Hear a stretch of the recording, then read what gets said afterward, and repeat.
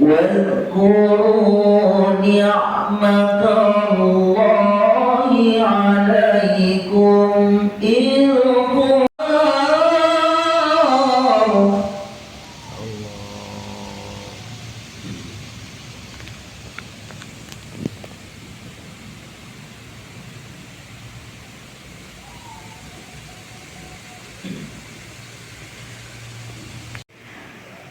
كذلك يبين الله لكم آياته لعلكم تهتدون. Sore daripada acara ini, kedua kalinya juga atas nama Khadimul Ma'had atau Pondok Pesantren Istiqomah minta ampun dan maaf apabila dalam penyambutan baik tempat atau kata orang Jawa tetap ramah kurang sopan. Sekali lagi atas nama Khadimul Ma'had minta maaf. Mungkin sampai di sini saja sambutan kami. Akhiran wabillahi taufiq wal hidayah. Assalamualaikum warahmatullahi wabarakatuh. Waalaikumsalam warahmatullahi wabarakatuh. Bismillahirrahmanirrahim. Assalamualaikum warahmatullahi wabarakatuh. Waalaikumsalam warahmatullahi wabarakatuh. Alhamdulillahirabbil alamin. Wa bihi nasta'inu ala umuri dunya waddin. Wassalatu wassalamu ala asyrafil anbiya'i wal mursalin.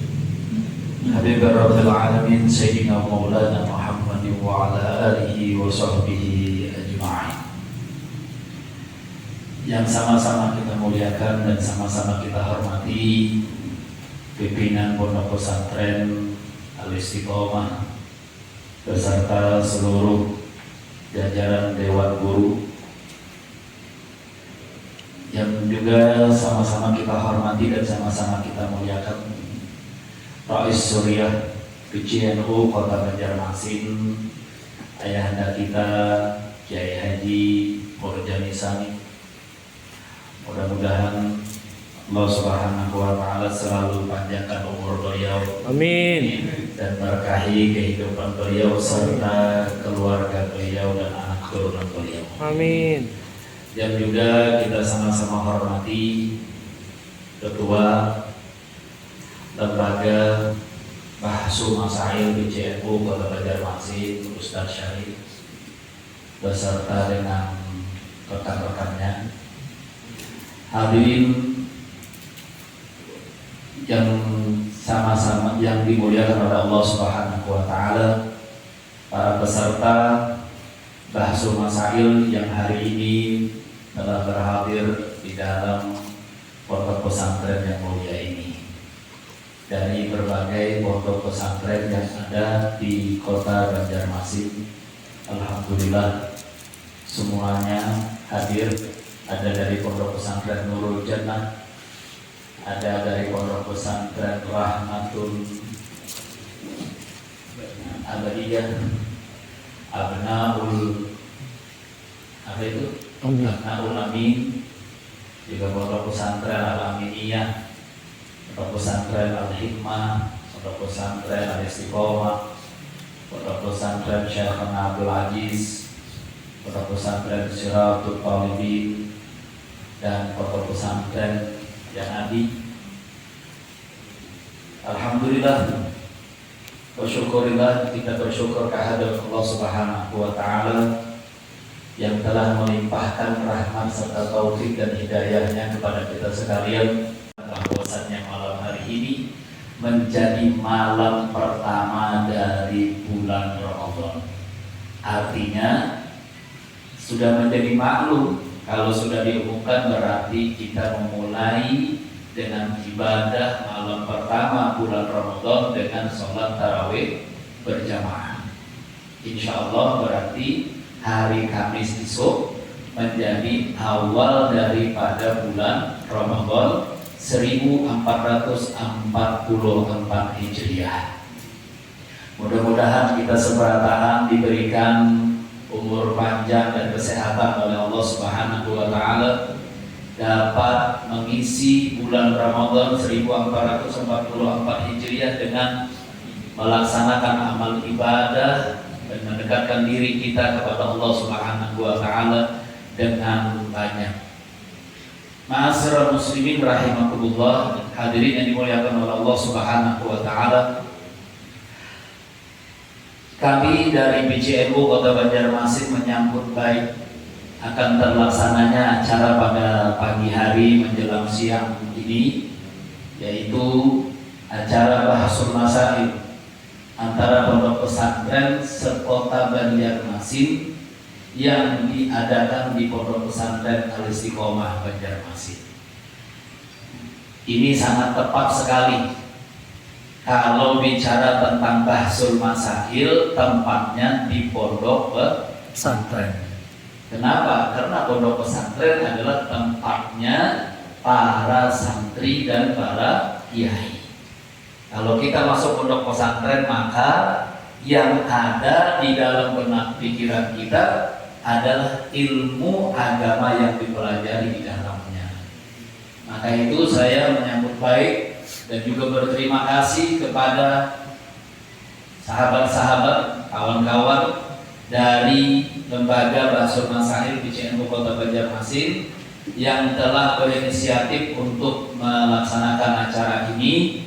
Mudah-mudahan acara ini berjalan dengan baik dan menghasilkan keputusan-keputusan yang memberikan kemaslahatan bagi umat Islam di daerah kita Kota Banjarmasin.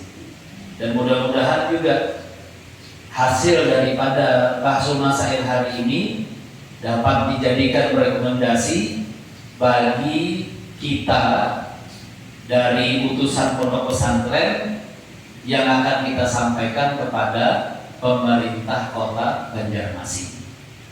Menarik tadi disampaikan, saya mendengar bahwasannya dalam Bahsul Masail hari ini membahas tentang perda yang lagi ramai sekarang dibicarakan, yaitu Perda nomor 4 tahun 2005 ya, nomor 4 tahun 2005, yang mana perda itu sebelumnya sudah diperdakan lebih dulu. Jadi perda itu sudah ada dahulunya, nomor 13 tahun 2003.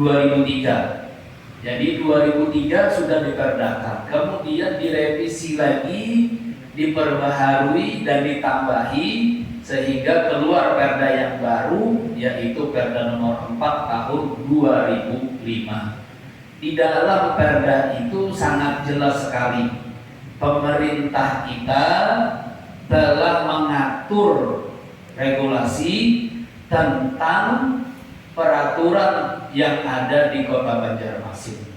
Dan perlu kita ketahui bersama bahwasannya yang namanya Perda Ramadan ini menjadi perda yang semua daerah kabupaten kota itu memilikinya. Jadi hampir semuanya. Saya kira tidak ada daerah kabupaten kota di Kalimantan Selatan ini yang tidak memiliki perda Ramadan, tidak ada. Sepertinya seperti itu, ya. Jadi di provinsi pun pemerintah provinsi memiliki perda Ramadan. Itu mengacu daripada perda yang dikeluarkan oleh Provinsi Kalimantan Selatan, maka kabupaten kota di seluruh Kalimantan Selatan juga mengeluarkan perda tentang Ramadan.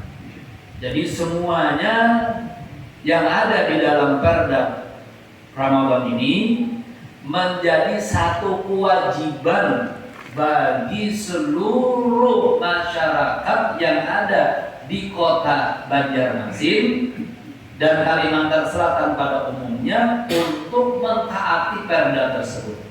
Gitu.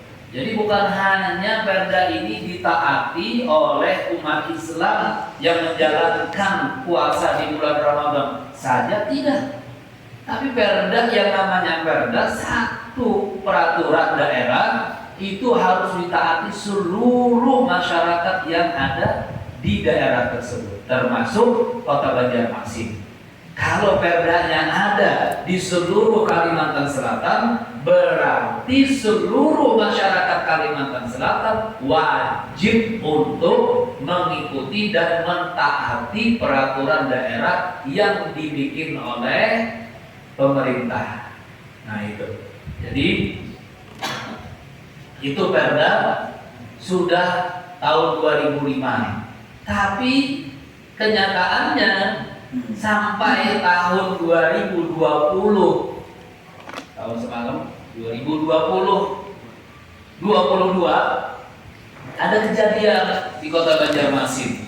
Ya, kejadian di Kota Banjarmasin ada umat non-Islam, umat Kristiani yang makan dan membuka warungnya di siang hari bulan Ramadan. Gitu. Jadi bukan hanya buka ya, tapi makan juga. Itu menyiapkan makanan. Nah, sehingga saat itu pemerintah Kota Banjarmasin melalui dinas Satpol PP itu langsung menutup rumah makan tersebut. Tapi ternyata rumah makan itu menolak ditutup. Itu menolak ditutup atas dasar apa? Atas dasar mereka mengatakan yang dibuka ini rumah makannya adalah rumah makan yang tidak menyiapkan makanan untuk umat Islam. Gitu. Jadi rumah makan itu ternyata menjual makanan yang bahan dasarnya itu adalah BB. Nah itu. BB. Biduan ya, atau babi ternyata. Gitu. Jadi dia mengatakan berdalih karena yang dijual makanan yang tidak halal dari umat Islam saat berpuasa, maka kata mereka boleh. Sehingga yang datang untuk makan itu bubuhaninya juga. Kalau bahasa kita itu yang makan di situ bubuhaninya juga. Nah, tapi karena adanya perda seperti ini, maka perda Ramadan di Kota Banjarmasin harus ditegakkan.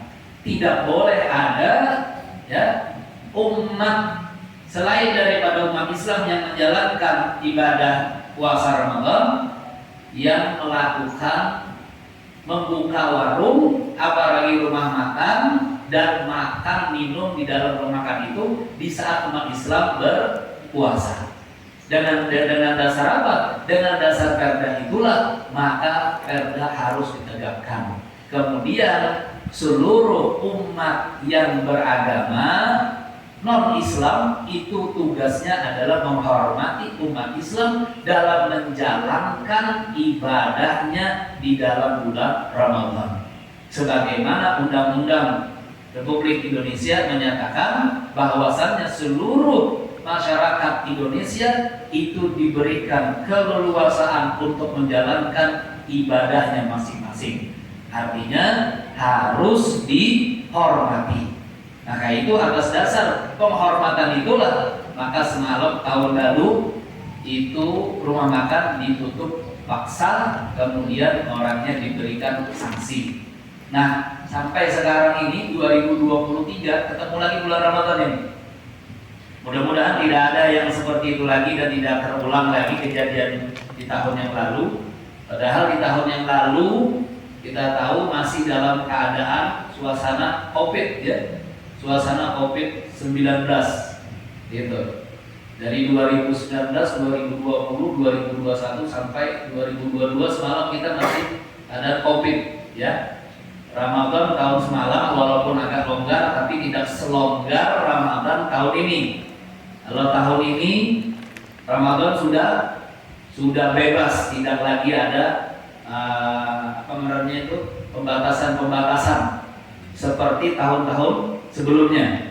Maka itu tidak ada alasan bagi kita umat Islam yang ada di Kota Banjarmasin pada khususnya untuk tidak menyemarakkan bulan Ramadan tahun ini dengan amal-amal ibadah yang biasa kita lakukan sebelum daripada datangnya COVID-19.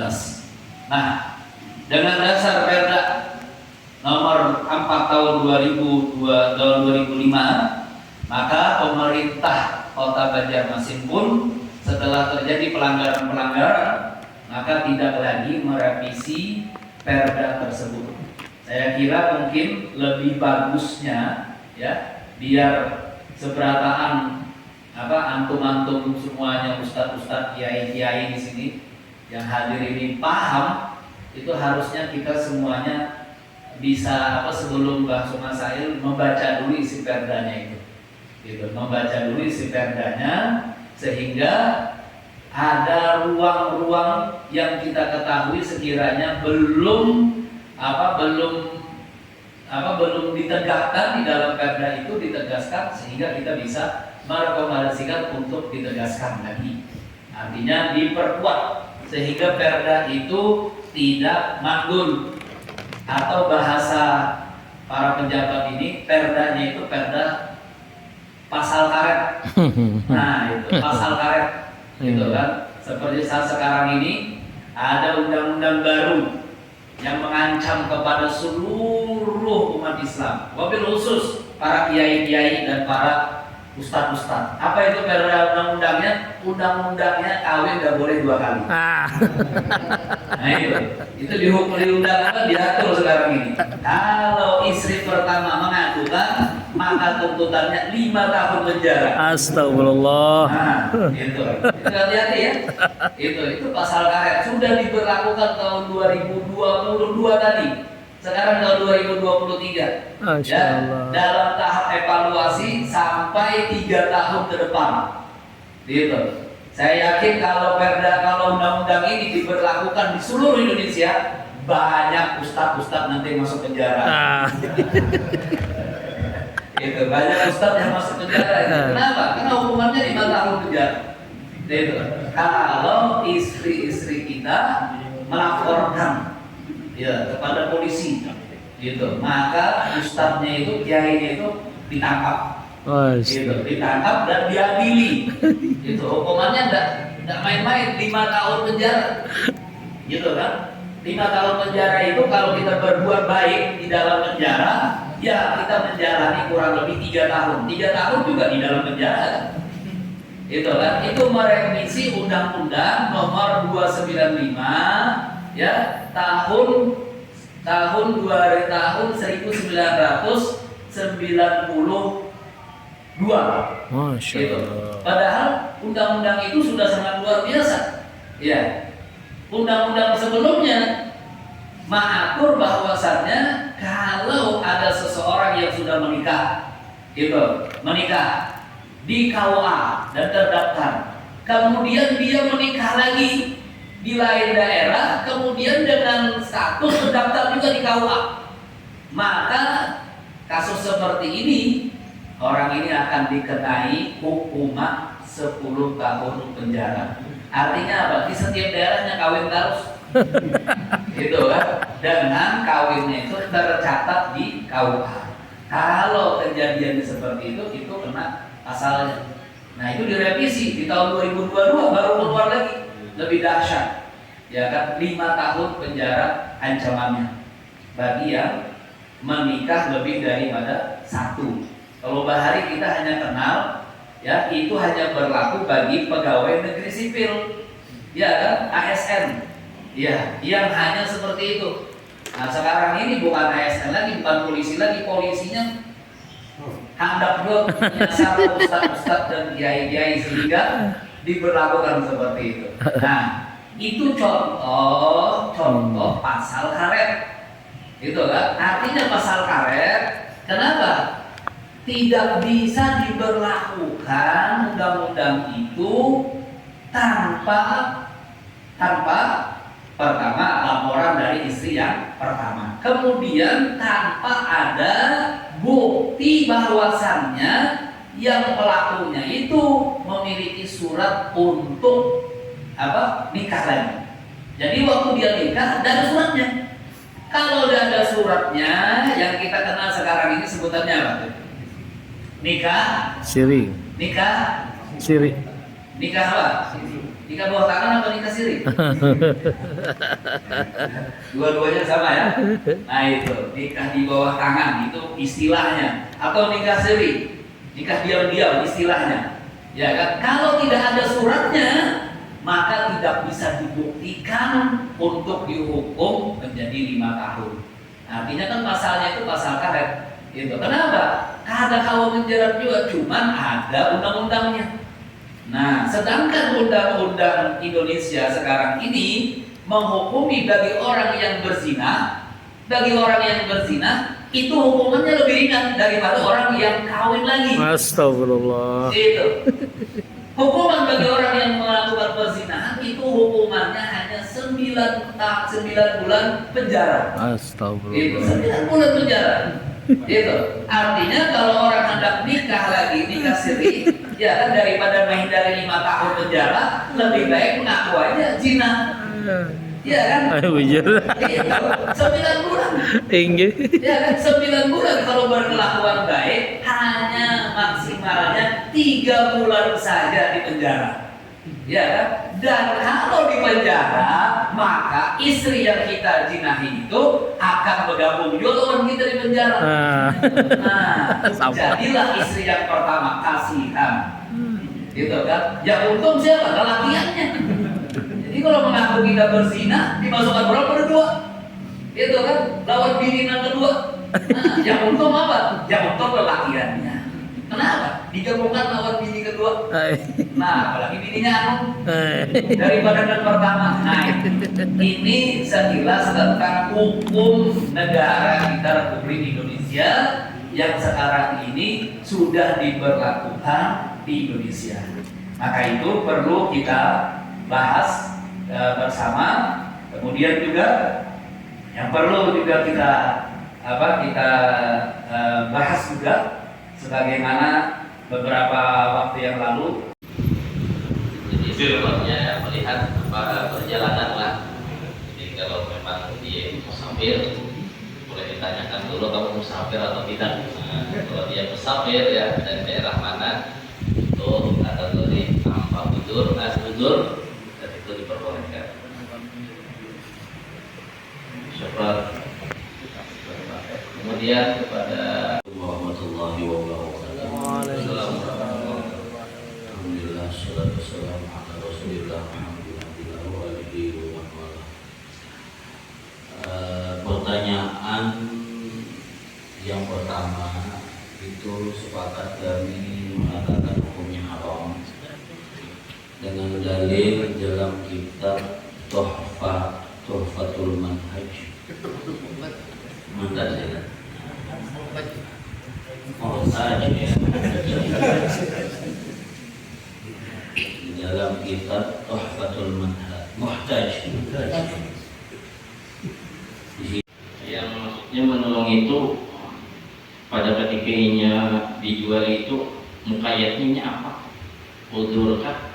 Misalnya memberi makan ulang kering kah? Atau misalnya ini kada mampu kah? Contohnya justru tak berkait tukang misalnya. Itu kan ada syarat tertentu bagi orang yang kada mampu. Yang menyatakan ini sahur niat puasa, lalu ini bertukang, lalu kada mampunya, maka itu diperbolehkan berbuka puasa kan? Karena apa? Karena jadi awalnya sudah berpuasa, berniat puasa. Beda kasusnya apa dia sudah dulu macam mau pada tahan aja, nih nggak berdosa. Nah, cuma kalau daripada ayat Al-Quran tadi tetap haram. Artinya kada mukhayat, kada mutlak orang nang tukang dulu berusaha tahu sih dia. Ada mukhayatnya masih. Cuma kalau masalah penjualan tetap haram bagi yang kada udzur. Cuma perlu dilihat mukhayatnya apa. Dan Qurannya kada kau langsung di makni ala itlaqi atau ala umumnya ada apa. Tapi harus ada mukhayat. Cuma di sini kalau undangan tadi jawabannya kayaknya sepakat jadi lah, maksudnya satu pandangan, satu pemikiran memang tidak boleh,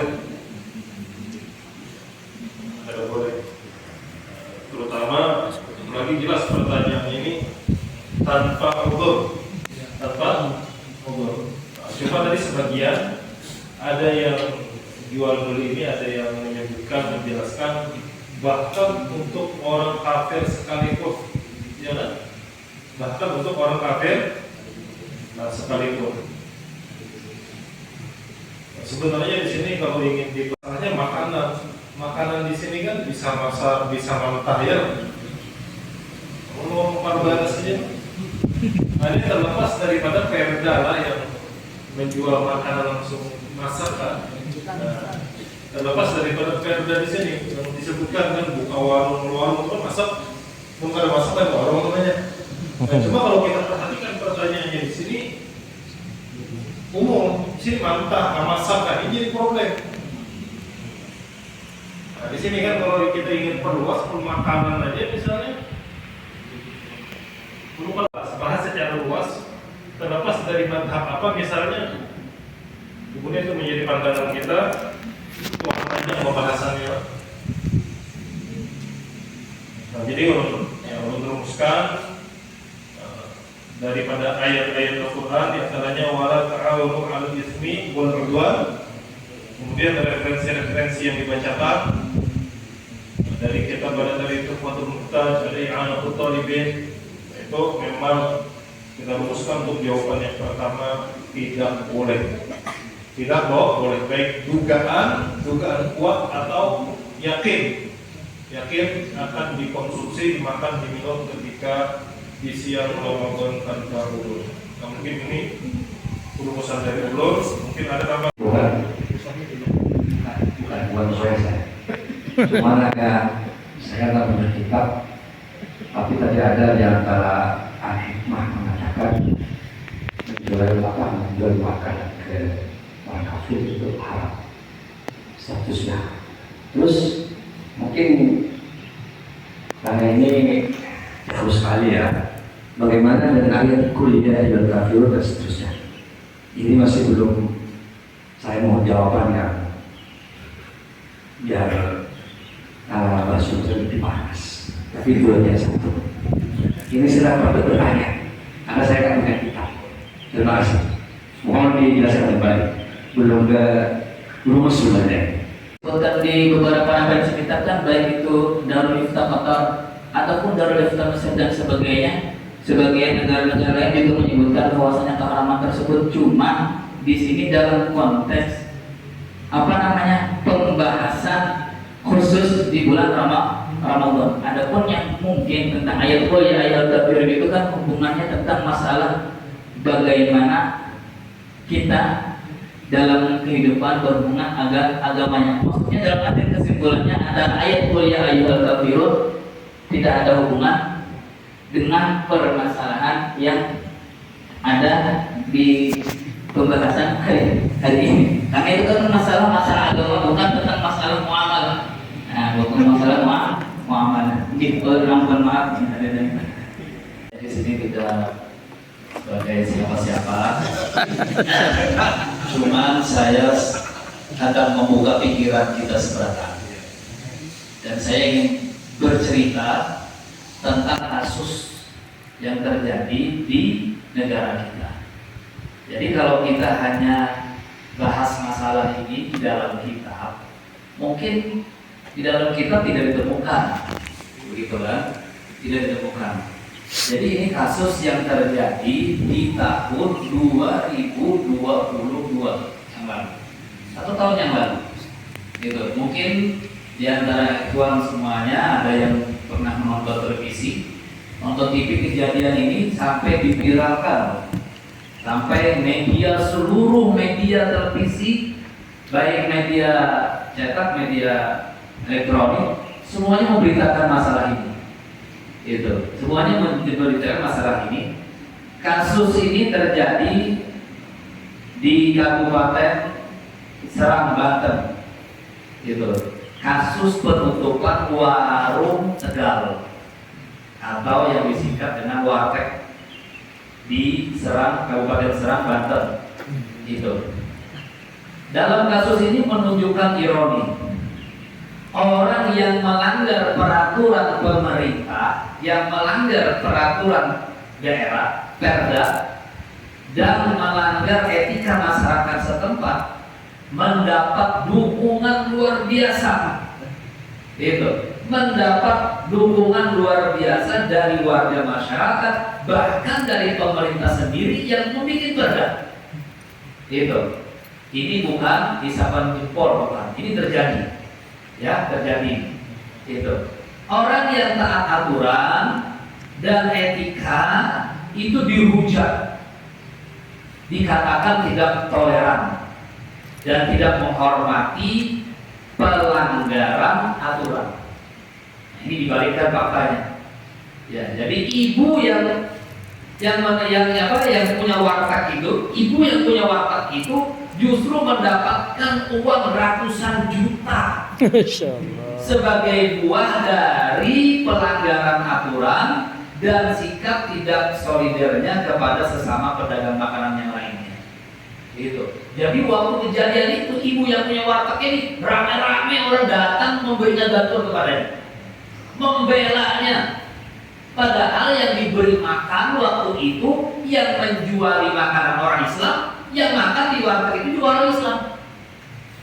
Nah itu, ini kasus ya, kasus sama tadi yang Anda sampaikan tadi di daerah kita, ya kan dalam sambutan tadi Anda sampaikan di daerah kita terjadi, tapi itu terjadinya kepada orang non Islam, gitu kan? Terjadinya orang Islam non Islam yang buka warung, yang punya warung orang non Islam, yang makan di warung itu orang non Islam.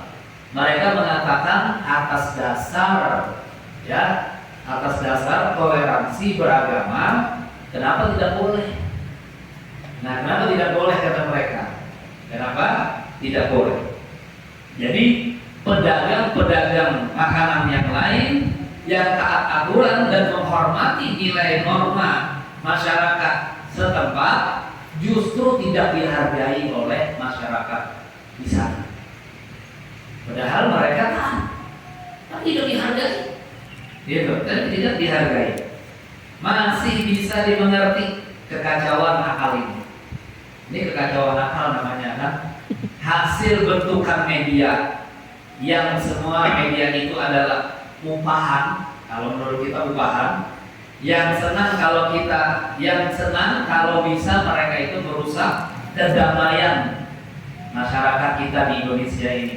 Kenapa? Karena kita negara Indonesia ini adalah salah satu negara yang dijadikan target oleh orang-orang Zionis, orang-orang kafir, orang-orang Yahudi untuk dipecah belah.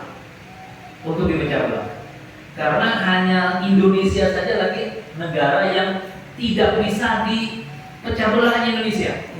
Kalau kita melihat negara Arab, walaupun kita belajar ke sana, sekarang ini mudah dipecah belah. Gitu kan? Mudah dipecah belah. Bagaimana keadaan sekarang ini Suriah? Bagaimana keadaan sekarang ini Yaman? Gitu kan? Itu. Yang berkelahi semuanya umat Islam.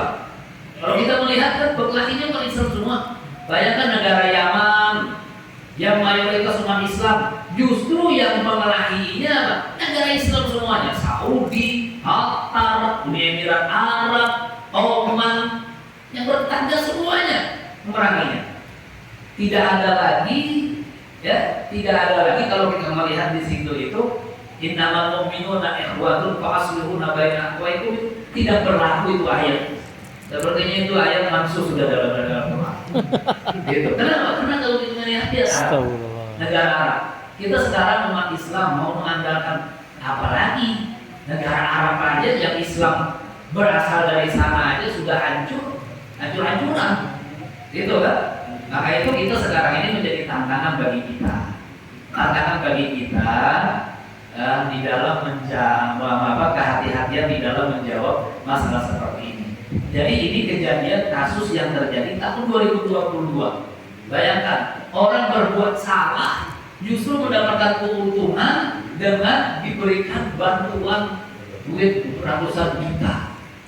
Kalau begitu kan kalau mempelajari daripada kasus yang terjadi di Kabupaten Serang Banten ini, berarti tidak menutup kemungkinan di Banjarmasin tahun ini akan ada melakukan seperti itu. Kenapa? Karena akan dapat ujungan lebih banyak. Gitu. Ujungan lebih banyak.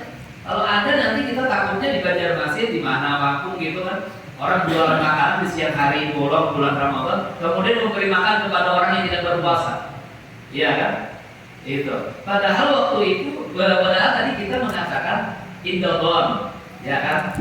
Kalau kita menyangka orang itu memang ada berpuasa dengan catatan dia musafir atau dia berhalangan, kita boleh memberikan makannya. Tapi musafirnya bagaimana? Ya kan, kadang-kadang ada orang bermusafir dari Pekambaran Raya ke Kampung Penakut, musafir jadi. Iya kan? Itu dari Pekambaran Raya ke Pasar Lama, musafir.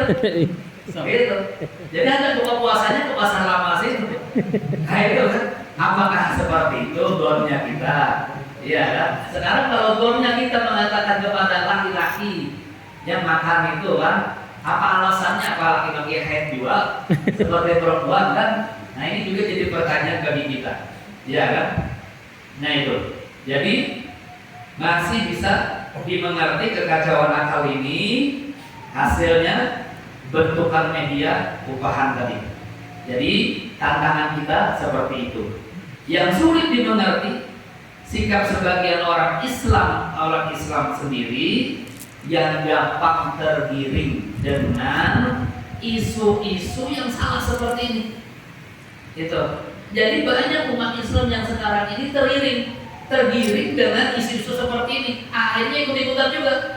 Ikut-ikutan mengatakan apa? Oh, jujur aja ini orang ini kenapa? Karena ini memberi makan kepada orang yang musafir. Karena ini memberi makan kepada orang yang mana tadi? Di sahabat tadi? Siapa yang menyebutkan tadi? Hah? Orang yang mana katanya tadi? Tadi ada yang mengatakan apa tadi? Ibaratnya tadi. Keringat turun. Apa tadi yang mengatakan katanya dia apa? Dia tidak berpuasa memang begitu. Karena sudah dari paginya memang sudah berbuka. Gitu kan? Nah, gitu. Bagaimana seperti itu? Nah, itu harus ada juga dimasukkan di dalam hukum. Kalau memang tidak berpuasa dari awal paginya tidak berpuasa, ya tetap haram. Kalau dia makan di siang hari bulan Ramadan, apalagi di warung. Jadi harusnya kalau dia tidak berpuasa, memang tidak berpuasa, ya kan? Ajaran kita, ajaran Islam memerintahkan kepada orang yang berpuasa untuk makan sembunyi-sembunyi, bukan mentang-mentang ada puasa lalu hendak semena-menanya makan di mana-mana. Nah, ini juga harus diperhatikan kasus-kasus seperti ini karena di daerah kita ini kan juga ada mall. Nah, di mall itu kan juga orang-orang penjualan, orang permakanan itu kan itu jangan hanya kita menyasar kepada warung-warung kecil yang di bawahan, tapi tidak menyasar kepada warung-warung, restoran-restoran yang besar yang ada di mall-mall. Nah itu kadang-kadang di Indonesia ini orang lebih kasihan kepada yang di pinggiran daripada yang di mall, gitu kan? Nah itu apakah diperbolehkan seperti itu? Jadi kalau misalkan ya ini misal aja, tapi perlu antum semuanya bahas masalah ini. Kalau seandainya dia mengatakan saya akan mencari nafkah, gitu kan, atas dasar mencari nafkah, kira-kira apa diperbolehkan? Ini bukan yang makan ya, tapi yang berjualan, gitu kan? Yang berjualan kira-kira dia mengatakan saya ingin mencari nafkah ini, gitu kan? Saya janda, misalkan ibu, saya janda, suami tidak punya, anak 5, cirit-cirit pulang. Ya, kira-kira siapa yang mau makan? Nah, dan atas dasar ini kira-kira bagaimana masukan kita. Nah itu yang pertama ya, sesuai dengan kasus. Nah yang kedua, anak dulu kada menjawab, kada mengatakan menjawab apa-apa, cuma hanya memberikan pencerahan, ya, biar bisa dijadikan bahan. Bahwasannya kita perlu ingat di dalam Al-Quran Allah Subhanahu Wa Taala menyebutkan bahwasanya di dalam Al-Quran Allah Subhanahu wa Ta'ala menyebutkan dan menceritakan tentang dialog penduduk surga. Ya kan? Di dalam Al-Quran Allah Subhanahu wa Ta'ala menceritakan tentang dialog penduduk surga. Apa firman Allah Subhanahu wa Ta'ala tentang dialog penduduk surga dengan penduduk yang ada di dalam neraka? Allah nyatakan ila ashabal yamin fi jannatin yatasa'adun anil mujrimin ma salakakum bis saqar qalu lam naku minal musallin wa lam naku nud'imul miskin. Dari ayat ini ya, Allah Subhanahu wa Ta'ala berfirman, kecuali golongan kanan berada di dalam surga. Mereka hanya menanya tentang keadaan orang-orang kafir. Apakah yang memasukkan kamu ke dalam sakar, neraka sakar? Itu. Mereka orang-orang kafir menjawab, kami dahulu tidak termasuk orang-orang yang mengerjakan sholat. Gitu kan? Jadi dari ayat ini jelas menyatakan orang-orang kafir itu mereka mendapatkan adab, mendapatkan siksa karena apa? Karena mereka meninggalkan sholat. Ya kan? Meninggalkan sholat. Ya, kami dahulu tidak termasuk orang-orang yang mengerjakan sholat. Dan kami tidak pula memberi makan orang miskin. Nah itu di dalam Al-Quran. Dalam obrolan pada ayat ini Allah Subhanahu wa Ta'ala menceritakan pertanyaan penduduk surga kepada penduduk neraka. Apa yang menyebabkan kalian masuk neraka? Jawaban mereka penduduk neraka, karena kami tidak sholat dan tidak berinfak. Padahal jika mereka sholat atau infak, amal mereka tidak diterima. Jika mereka orang-orang kafir melaksanakan sholat, melaksanakan infak, kira-kira diterima? Tidak diterima. Nah, ini mungkin menambahkan landasan bagi kita semua untuk mengeluarkan fatwa melarang menjual makanan kepada orang kafir ketika bulan Ramadan. Itu. Jadi sebagai rujukan ayat ini kan, bahwasannya itu adalah menjadi dasar bahwasannya haram hukumnya menjual makanan kepada orang kafir ketika bulan Ramadan. Tapi haramnya bagi siapa? Haramnya bagi si penjual yang notabene mungkin adalah umat Islam. Nah, itu ya. Kalau dia menjual terjadi seperti di daerah kita semalam tahun tadi, yang menjual umat dia non Islam, yang makan non Islam juga, kayak apa? Nah itu perlu pembahasan yang lebih perspektif lagi.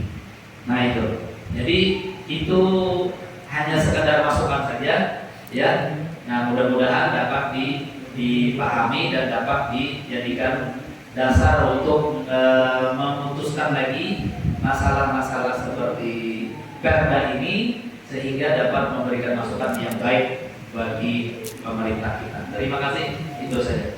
Amin.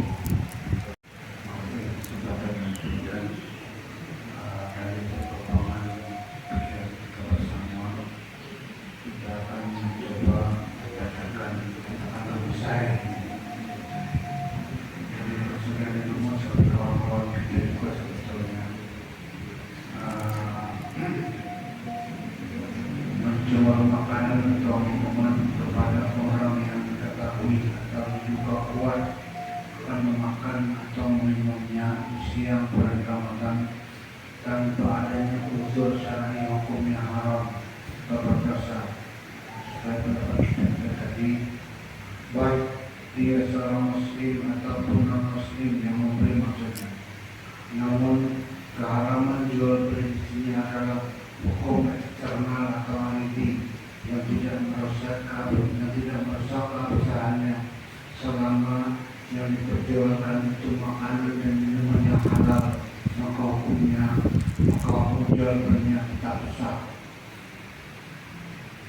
Karena saya seperti itu dari pendapat kita ulangi,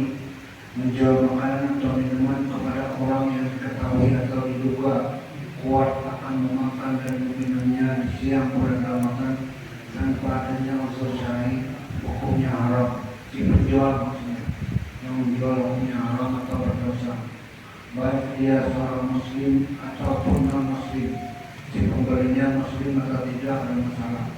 Namun keharaman jual beli di sini ada hukum eksternal atau alibi yang tidak merusak keabsahannya selama yang diperjualkan itu makanan dan minuman yang halal, maka hukum jual belinya tetap sah. Kita rujukkan referensinya kepada Islam At-Talibin, kemudian surah Al-Maidah tadi sebelum kawan-kawan kita, termasuk kita lihat di sini Hasyiah Al-Jum'ah Al-Minhaj, kemudian tafsir Al-Alusi, Fatwa Ar-Ramli, itu referensinya, sehingga akhirnya kita mensayangkan seperti itu. Kembali kita bacakan, menjual makanan atau minuman kepada orang yang tidak tahu atau diduga kuat akan memakan atau meminumnya siang berkeselamatan tanpa adanya unsur ini, hukumnya haram atau berdosa. Baik dia seorang muslim ataupun non muslim. Namun keharaman jual beli di sini adalah hukum eksternal atau alibi yang tidak merusak keabsahannya selama yang diperjualbelikan itu makanan dan minuman yang halal, maka hukum jual belinya tetap dinilai sah. Oke, jadi itu yang pertama disepakati oleh antum musyarikin ya, ada juga tim perumus dan sahih bahwasanya disimpulkan hukumnya haram ya, dan jual belinya sah ya. Jadi kita ketuk palu ya.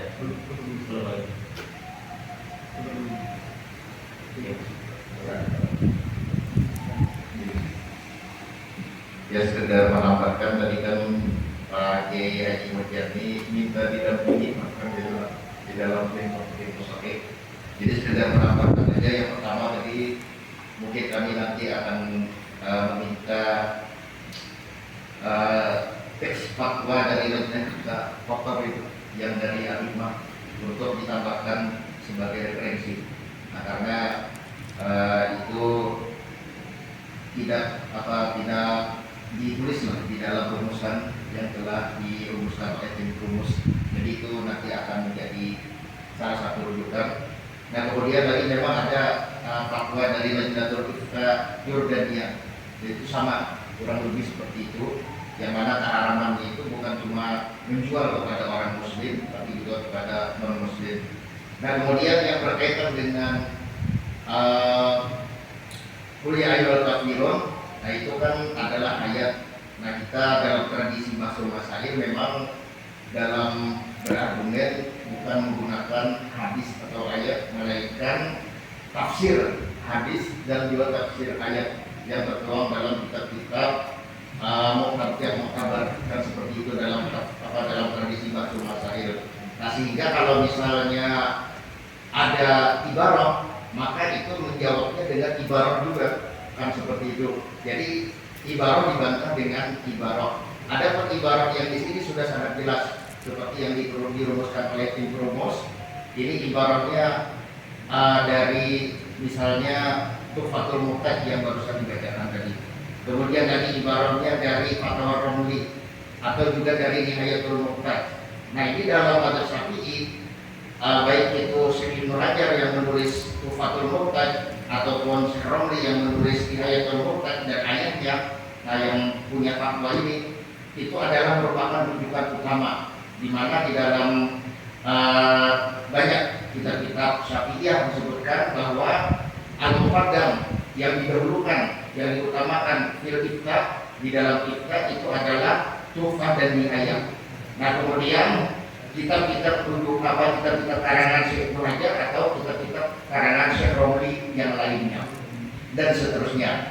Nah, jadi ini ibarat sangat jelas bahwasanya keharaman menjual itu bukan cuma kepada orang muslim tapi juga kepada orang non muslim.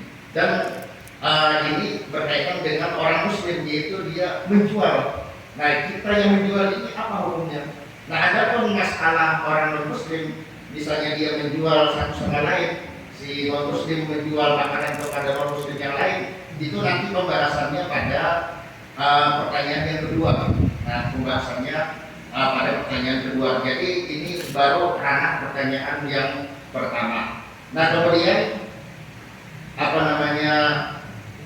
tentang kenapa diharamkan untuk orang kafir pun dijual itu makanan, tidak lain dan tidak bukan adalah pendapat dari mayoritas ulama dalam mazhab Syafi'i bahwasanya al-kufar mukhatabuna bi furu'is syariah. Ini menurut pendapat yang rajih dalam mazhab Syafi'i.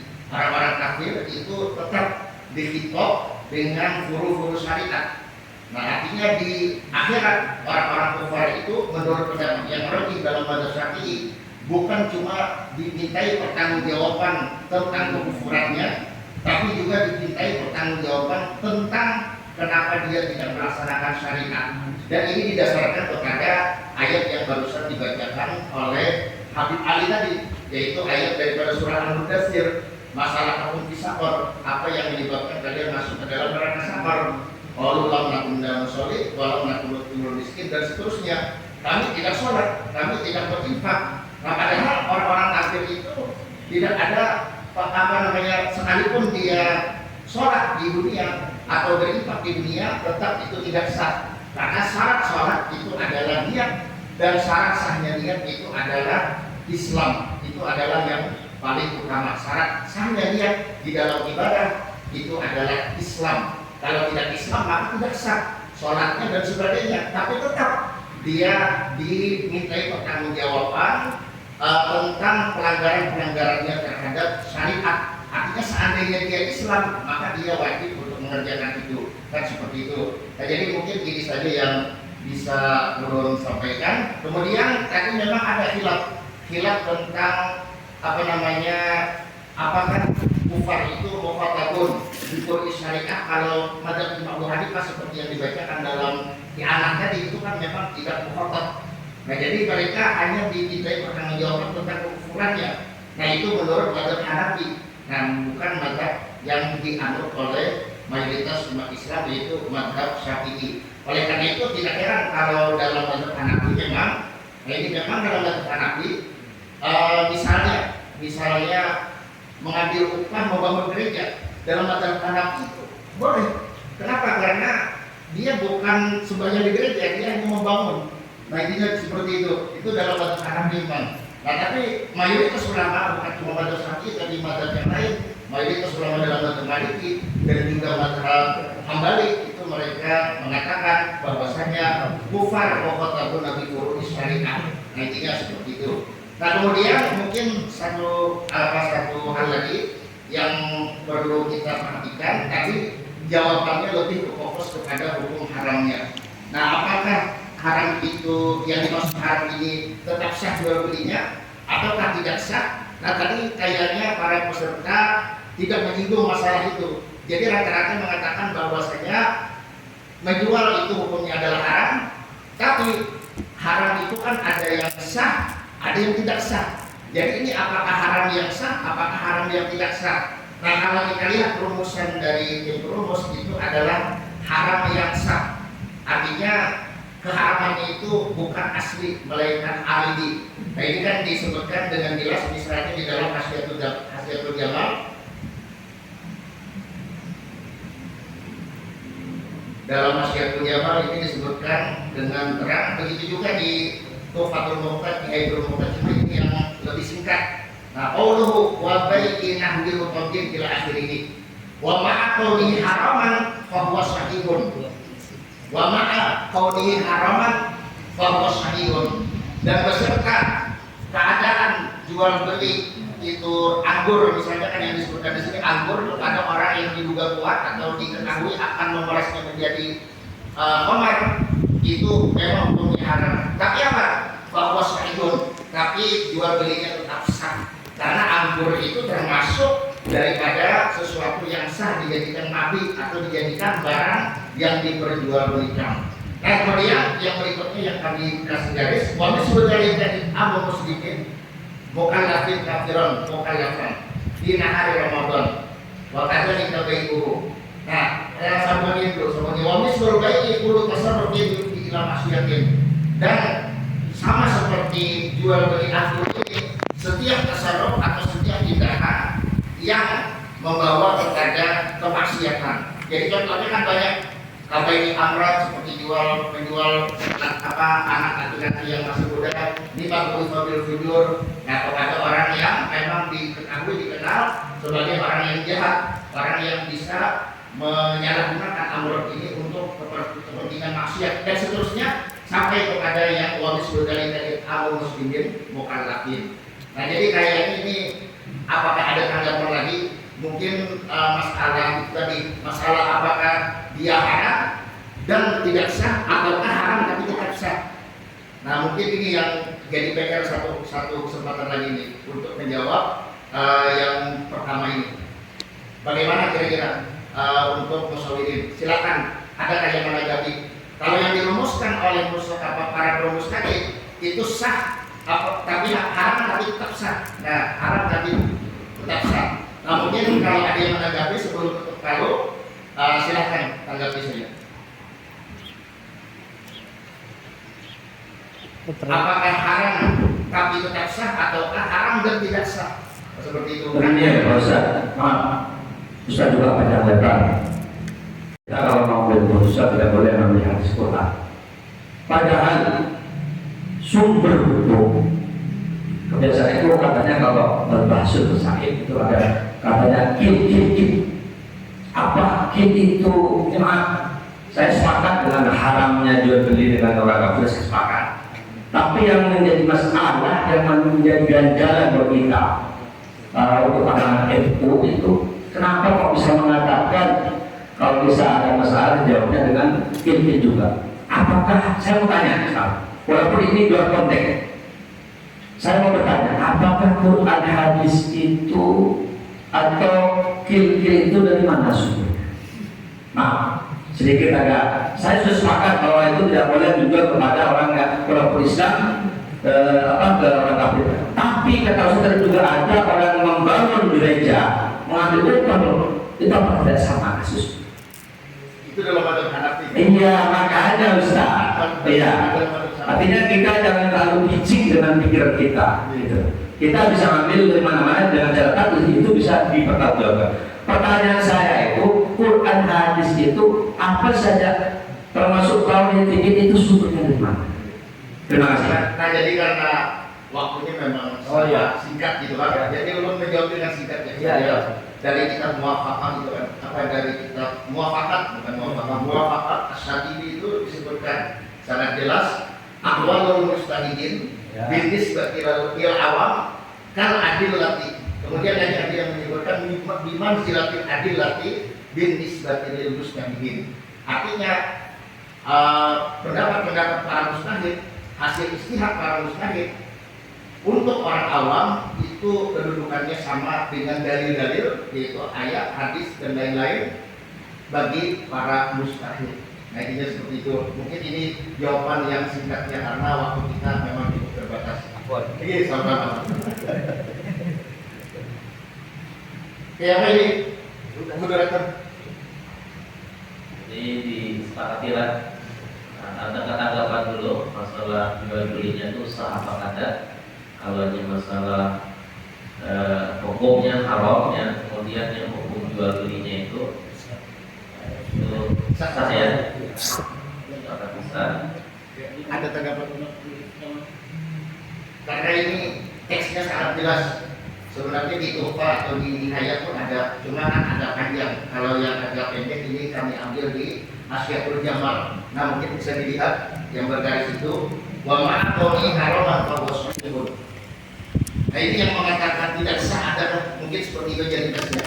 Kalau ada silakan dan silakan diperlihatkan ibaratnya diperdengarkan. Kalau tidak ada berarti kita sudah sepakat intinya seperti aja. Ya Pak. Gimana sepakat berkata? Sepakat. Tidak ada tanggapan ya.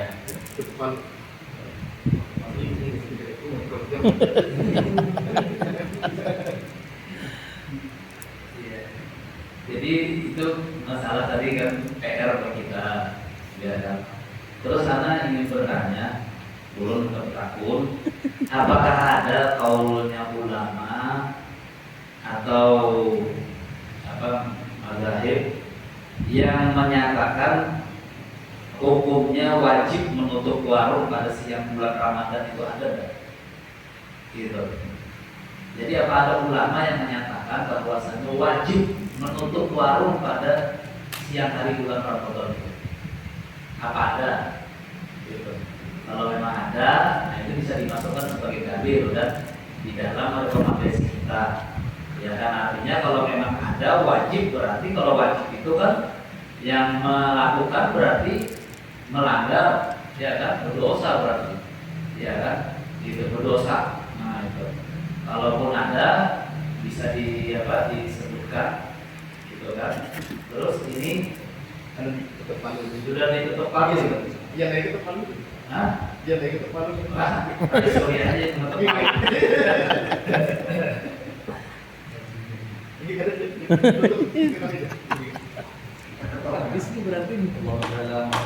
Allah Ustaz Ali. memang meliputi dua hal sebenarnya, yang halal bagaimana, yang non halal bagaimana.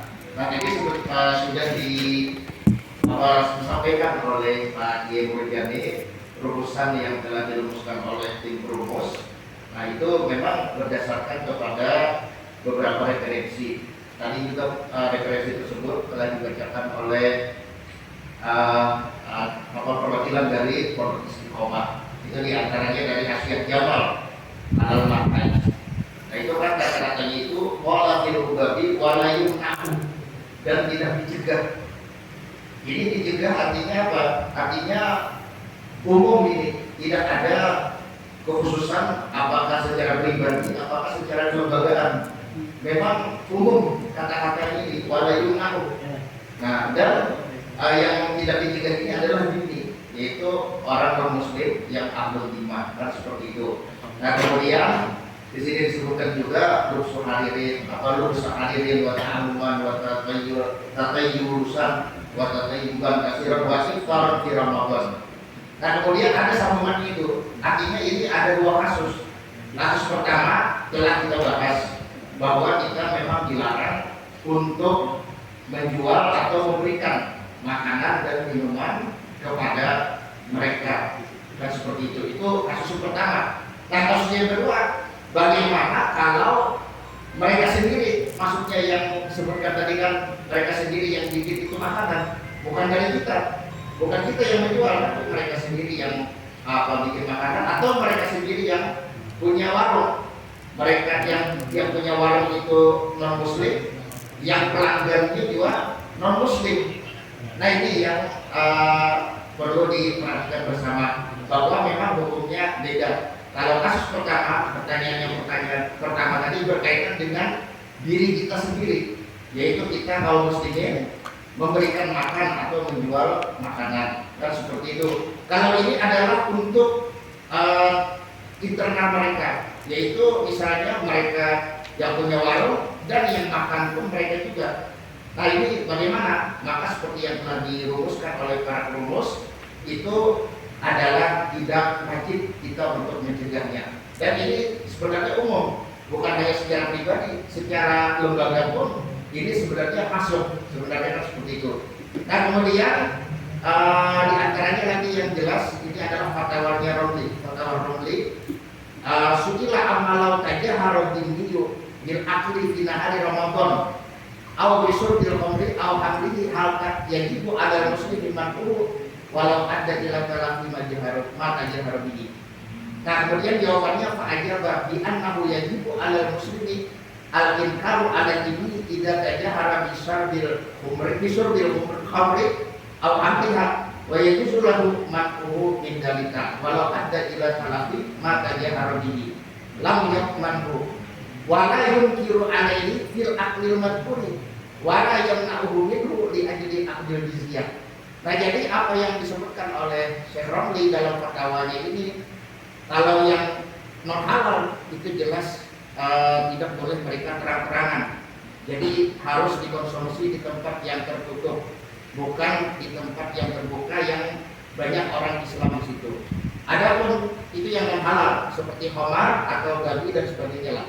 Nah adapun yang buka biasa lah, yang tidak ada unsur makanan haram atau minuman haram. Nah maka sangat jelas disebutkan wala yunkiru alaihi fil aklil madhkuri wala yamna'uhu minhu, tidak mengingkari, maksudnya tidak wajib mengingkari atasnya pada makan yang telah disebutkan, yaitu makan di siang hari bulan Ramadan, dan juga tidak wajib untuk mencegahnya daripada itu makan secara terang-terangan. Nah kemudian juga ada sambungannya itu di dalam Fathul Wahab-nya. Nah itu kan karena satu dengan Asyad Jamal. Nah di dalam Fathul Wahab itu sangat jelas walaihi mana mad'uhum bi idhari munkarin bainana. Nah kemudian di antara munkar yang kita wajib mencegahnya itu adalah seperti apa? Wa idharu khamrin wa khinzirin, di antaranya ulun singkat saja. Di antaranya adalah dia menampakkan khamar dan babi. Nah itu kan seperti itu. Kemudian bikhilaf bima idza azharuha fi ma bainahum ka anil fardu fi qaryatin. Nah bersamaan atau berbeda halnya jika mereka menampakkannya di antara mereka saja, seperti mereka punya kampus sendiri, seperti misalnya daerah Mitra itu daerah bersinar, daerah yang memang di situ mayoritas adalah orang-orang Cina. Nah jadi kalau kita lihat dari ibarat-ibarat ini sangat jelas bahwasanya kita tidak wajib mencegah mereka untuk makan dan minum. Nah secara terang-terangan kalau itu adalah makanan dan minuman yang halal. Adapun kalau makanan dan minuman yang non halal, kita juga tidak wajib melarangnya kalau di lingkungan mereka saja. Nah jika seperti itu, kalau hanya di lingkungan mereka saja, tidak di lingkungan kita kaum muslimin. Nah mungkin itu yang tadi barusan disampaikan oleh Pak Kiai Haji Murjani. Nah mungkin sudah hampir zuhur, kalau sepakat ya Allah lepas ke dilimpahkan aja mungkin. Sepakat atas yang disampaikan oleh Sahih ya. Masalah hukum yang kedua ini kita tertiblah, sepakatlah. Sepakat.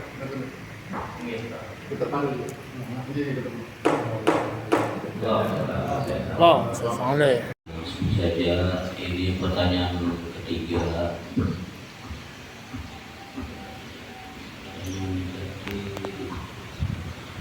Apakah dalam perspektif fikih pemerintah daerah punya hak dan wewenang untuk menerbitkan peraturan seperti berada di atas? Mungkin hak ada hak. Sebabnya di sini kita mengenai disebutkan oleh Pak Kiai Salman tadi tentang atiiullah wa atiiur rasul wa ulul amri minkum itu selama tidak ada tidak keluar daripada jalur dalil tersebut itu iya. Berarti tidak salah, tapi ini pegangannya Al-Quran.